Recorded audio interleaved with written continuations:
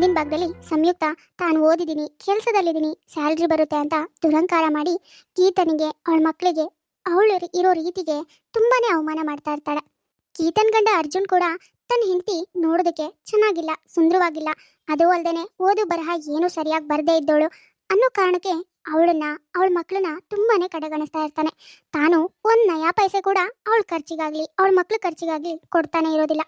ಗಂಡ ಸಹಾಯ ಮಾಡದೇ ಇದ್ರೂ ಕೂಡ ಗೀತಾ ತನ್ನ ಪ್ರಯತ್ನನ ಬಿಡದೇನೆ ತನ್ನ ಮಕ್ಕಳಿಗೆ ಮುಂದೆ ಭವಿಷ್ಯ ಚೆನ್ನಾಗಿರ್ಬೇಕು ಅನ್ನೋ ಕಾರಣಕ್ಕೆ ತಾನೇ ಮನೇಲೆ ಕೂತು ಬಟ್ಟೆ ಹೊಲಿದು ದುಡ್ಡು ಸಂಪಾದನೆ ಮಾಡ್ತಾಳೆ. ಹೀಗಿರುವಾಗ ಮುಂದೆ ಸ್ಟೋರಿ ಏನಾಗುತ್ತೆ ಅನ್ನೋದು ಇವತ್ತಿನ ಎಪಿಸೋಡ್ನಲ್ಲಿ ನೋಡೋಣ. ನೋಡೋದಕ್ಕಿಂತ ಮೊದಲು ಯಾರ್ಯಾರು ನಮ್ಮ ಯೂಟ್ಯೂಬ್ ಚಾನಲ್ನ ಸಬ್ಸ್ಕ್ರೈಬ್ ಮಾಡ್ಕೊಂಡಿಲ್ವೋ ದಯವಿಟ್ಟು ಸಬ್ಸ್ಕ್ರೈಬ್ ಮಾಡ್ಕೊಳ್ಳಿ. ಹಾಗೆ ಈ ವಿಡಿಯೋಗೊಂದು ಲೈಕ್ ಮಾಡಿ.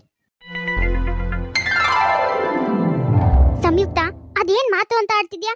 ಇವರು ಇದೇ ಮನೇಲಿರೋದು, ನೀನು ಇದೇ ಮನೇಲಿರೋದು. ಹಾಗಿರುವಾಗ ಅವ್ರು ಹೇಗೆ ಮಿಡ್ಲ್ ಕ್ಲಾಸ್ ಆಗ್ತಾರೆ? ಅದ್ ಯಾಕೆ ಹೀಗೆಲ್ಲ ಮಾತಾಡ್ತಿದ್ಯಾ ನೀನು? ಇನ್ನೇನತ್ತೆ, ನನ್ ಮಗಳನ್ನ ನಾನು ಹೈ ಸ್ಟ್ಯಾಂಡರ್ಡ್ ಸ್ಕೂಲ್ ನಲ್ಲಿ ಓದಿಸ್ತಿದ್ದೀನಿ. ಒಂದೇ ವರ್ಷಕ್ಕೆ 2 ಲಕ್ಷ ಡೊನೇಷನ್ ಕಟ್ತೀನಿ. ಆದ್ರೆ ಇವ್ರಿಬ್ರನ್ನ ಅದ್ಯಾವ್ದೋ ಗೌರ್ಮೆಂಟ್ ಸ್ಕೂಲ್ ನಲ್ಲಿ ಓದಿಸ್ತಾ ಇದ್ದೀರಾ. ಅಂತ ಮಕ್ಕಳನ್ನ ಮಿಡ್ಲ್ ಕ್ಲಾಸ್ ಅಂದ್ರೆ ಇನ್ನೇನ್ ಅನ್ನಕ್ಕಾಗುತ್ತೆ? ಇವ್ರ ಜೊತೆ ಎಲ್ಲ ನನ್ ಮಗಳಿದ್ರೆ ಆಮೇಲೆ ಇವ್ರಿಗಿರೋ ಮೆಂಟಾಲಿಟಿನೇ ನನ್ ಮಗಳಿಗೂ ಬರುತ್ತೆ. ತಾಯಿಗೆ ನೆಟ್ಟಿಗೆ ಒಂದು ಓದೋದಕ್ ಬರಲ್ಲ, ಹಾಗಿರುವಾಗ ಮಕ್ಕಳು ಇನ್ ಹೇಗೆ ಓದ್ತಾರೆ? ಆದ್ರೆ ನನ್ ಮಗಳಿಗೆ ಪ್ರತಿಯೊಂದು ಬರುತ್ತೆ. ನಾನ್ ಓದಿಸ್ತಿರೋ ಸ್ಕೂಲು ಅಂತದ್ದೇ. ಅಂತದ್ರಲ್ಲಿ ಇವ್ರ ಜೊತೆ ಎಲ್ಲ ಇದ್ರೆ ಆಮೇಲೆ ಮುಂದೆ ಅವಳ ಜೀವನ ಹಾಳಾಗತ್ತಷ್ಟೇ. ನೋಡಿ, ಇನ್ಮೇಲಿಂದ ಇವ್ರಿಬ್ರು ನನ್ ಮಗಳ ಜೊತೆ ಸೇರ್ಬಾರ್ದು.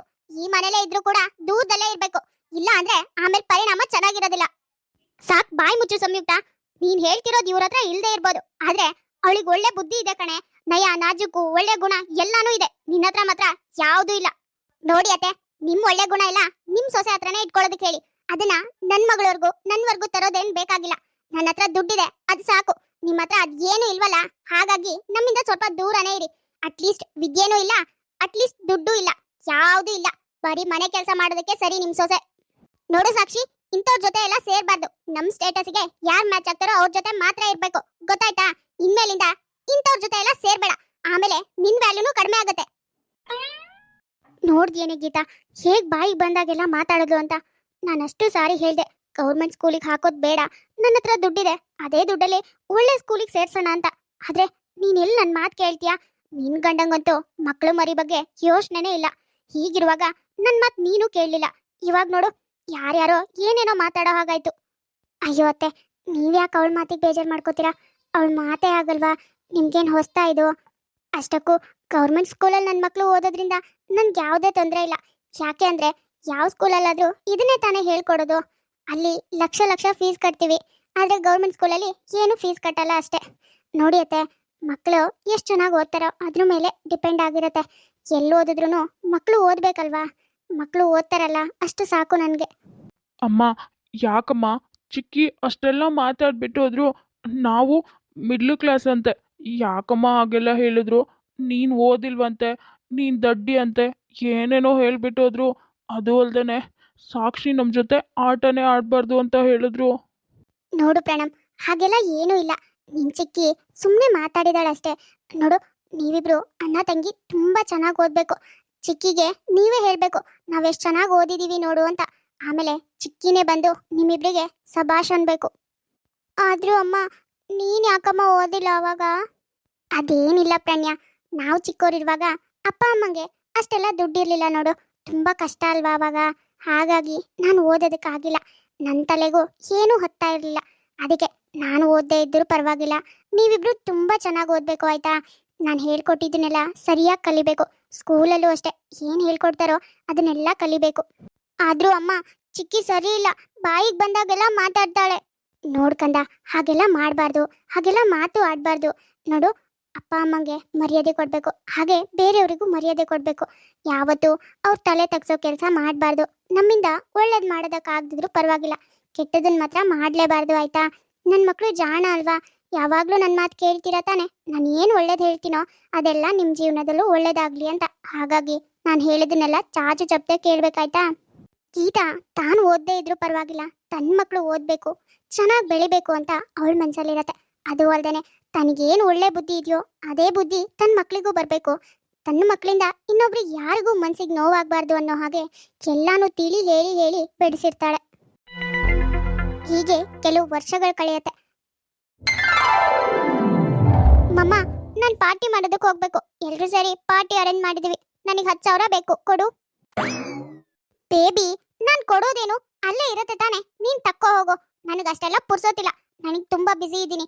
ಅದು ಬೇರೆ ಇವತ್ತೇ ಸಂಡೇ ಇರೋದು, ಇವತ್ತು ಒಂದಿನ ಲೀವ್ ಇರೋದು. ನಾನು ಶಾಪಿಂಗ್ ಅಂತ ಹೋಗ್ಬೇಕು. ನೀನ್ ಹೋಗಿ ನಿನ್ಗೇನ್ ಬೇಕೋ ತಗೋ.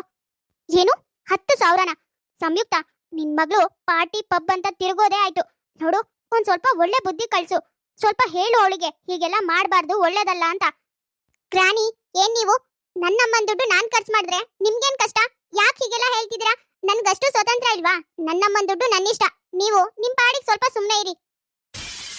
ಅಯ್ಯೋ ಸಾಕ್ಷಿ, ಅವ್ರು ನಿನ್ಗಿಂತಾನು ವಯಸ್ಸಲ್ಲಿ ದೊಡ್ಡವರು. ಅವ್ರ ಹತ್ರ ಹೀಗೆಲ್ಲ ಮಾತಾಡ್ಬಾರ್ದಮ್ಮ. ಬಿಗ್ ಮಮ್ಮ, ನೀವಾದ್ರೂ ಹೇಳಿ ಮತ್ತೆ. ಗ್ರಾನಿಗೆ ಸ್ವಲ್ಪ ಸುಮ್ಮನೆ ಇರೋದಕ್ಕೆ ಹೇಳಿ. ನಾನೇನೋ ನಮ್ಮಮ್ಮನ ಹತ್ರ ಕೇಳಿದ್ರೆ ಅವ್ರಿಗೇನ್ ಹೊಟ್ಟೆ ಉರಿ, ಹೇಗ್ ಮಾತಾಡ್ತಿದ್ದಾರೆ ನೋಡಿ.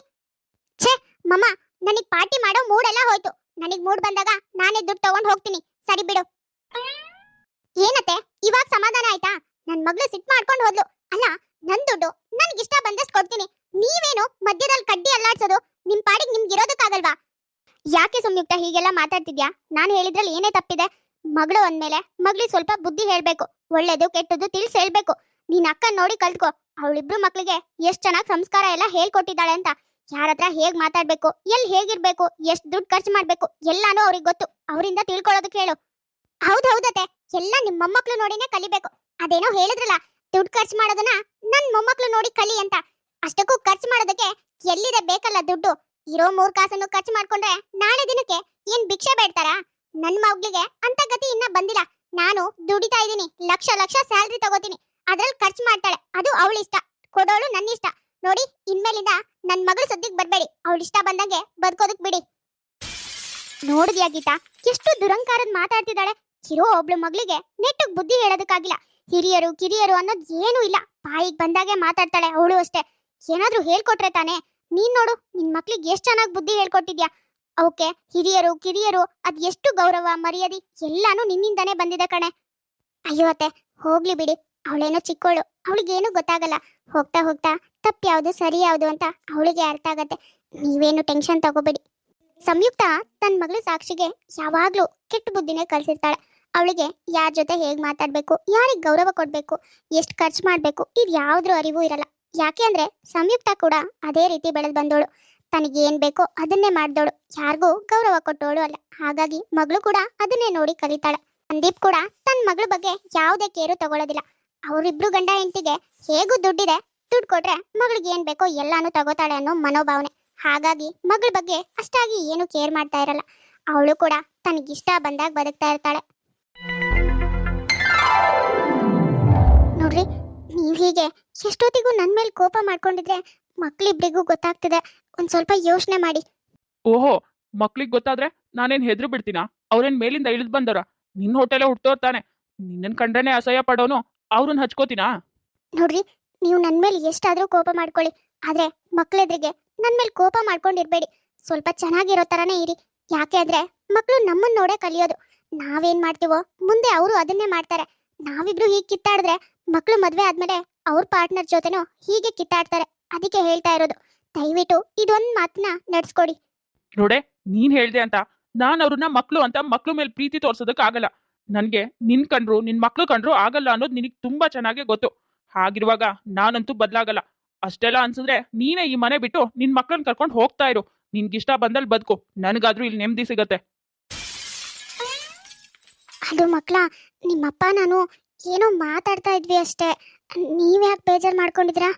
ಅಮ್ಮ, ಇನ್ನು ಎಷ್ಟು ದಿನ ಅಂತ ನಮ್ಮಿಬ್ರು ಹತ್ರ ಮುಚ್ಚಿಡ್ತೀಯ ವಿಷಯನ? ನಮ್ಗೆಲ್ಲಾನು ಗೊತ್ತು. ಅಪ್ಪ ನಿನ್ ಜೊತೆ ಚೆನ್ನಾಗಿಲ್ಲ. ನಮ್ಮನ್ನ ಯಾರನ್ನ ಕಂಡ್ರು ಅಪ್ಪಂಗಾಗಲ್ಲ ಅಂತ ತುಂಬಾ ಚೆನ್ನಾಗಿ ಅರ್ಥ ಆಗಿದೆ. ಅಷ್ಟಕ್ಕೂ ನೀನೇನು ಚಿಂತೆ ಮಾಡ್ಬೇಡ.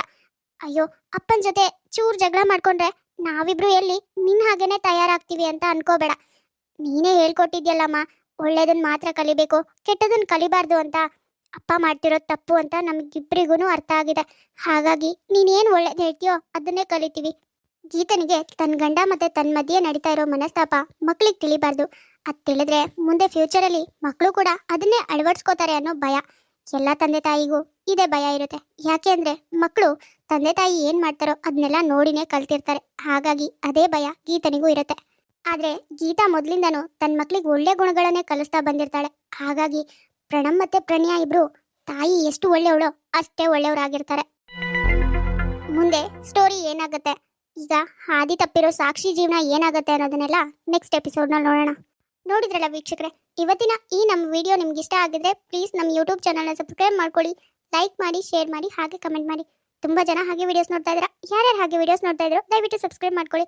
ಹಾಗೆ ಪಕ್ಕದಲ್ಲೇ ಇರೋ ಬೆಲ್ ಐಕಾನ್ನ ಕ್ಲಿಕ್ ಮಾಡಿ ಆಲ್ ಅನ್ನೋದನ್ನ ಸೆಲೆಕ್ಟ್ ಮಾಡಿ. ನೆಕ್ಸ್ಟ್ ಯಾವುದೇ ವಿಡಿಯೋ ಹಾಕಿದ್ರು ನೋಟಿಫಿಕೇಶನ್ ಬರುತ್ತೆ. ನೋಟಿಫಿಕೇಶನ್ ಮೂಲಕ ನೀವು ವಿಡಿಯೋನ ನೋಡ್ಬೋದು. ಸರಿ ವೀಕ್ಷಕರೇ, ನಾನಿನ್ನ ಹೊಡ್ತೀನಿ. ನೆಕ್ಸ್ಟ್ ವಿಡಿಯೋದಲ್ಲಿ ಮತ್ತೆ ಸಿಗೋಣ.